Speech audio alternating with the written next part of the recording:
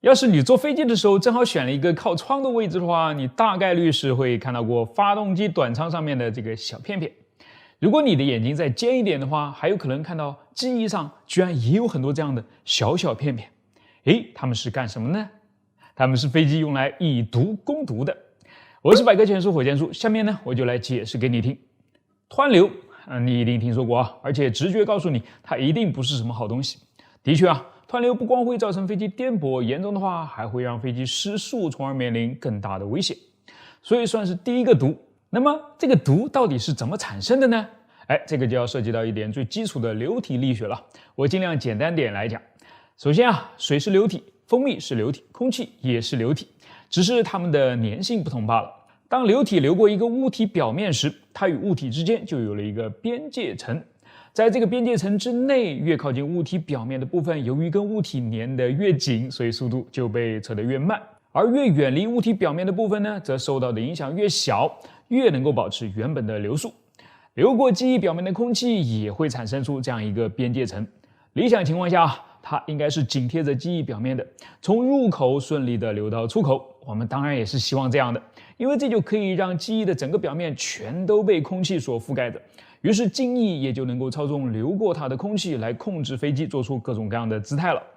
但现实却是这个边界层并不总是贴着机翼的，在某些情况下它是会脱离机翼表面的，比如机翼和气流方向之间的夹角过大时。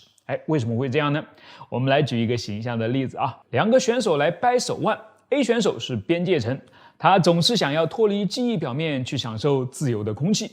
B 选手呢是边界层上方的气流，他总是想要将边界层牢牢地压在下面，这样他就不用去做边界层了。一开始呢，当机翼跟气流的方向还比较平行的时候， B 选手是比较占优势的，所以边界层还能够被压在机翼表面。但是随着机翼的倾角越来越大， A 选手反抗的力气也就越来越大了，直到迎来了一个临界点，他就呼的一下压倒了 B， 飞走了。这种情况叫做边界层脱离，这个临界点就叫做脱离点，而造成的结果就是机翼表面的湍流了。请问是谁在给 A 选手提供反抗的力气呢？是伯努利他老爷子啊。因为根据伯努利效应呢，流速越慢，压力越大。当机翼倾角越来越大时，贴近它的边界层的阻力也就越来越大了，于是流速暂时越来越慢了，换来的就是更大的压力，对抗 B 选手的压力，直到把 B 给压垮。好了，那第二个毒是什么呢？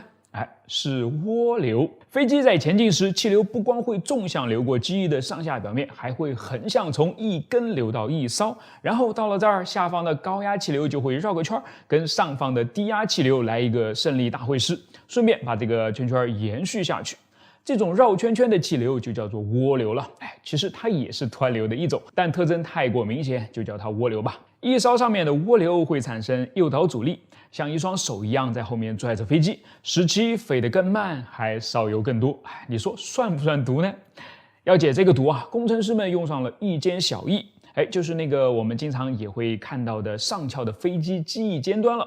我之前做了一个相关的视频，要是你还没有看过的话，一会儿可以去看看。而要解第一个毒，工程师们则直接想到了第二个毒。既然湍流是边界层分离造成的，那想办法不让它分离不就好了吗？分离是因为边界层里面的空气全跑光光了，那我能不能在你一边跑的同时一边往里面补充呢？怎么补充？绕圈圈有如龙卷风一般的涡流不就很合适吗？利用它来把边界层外面的空气卷进来，补充里面的空气啊。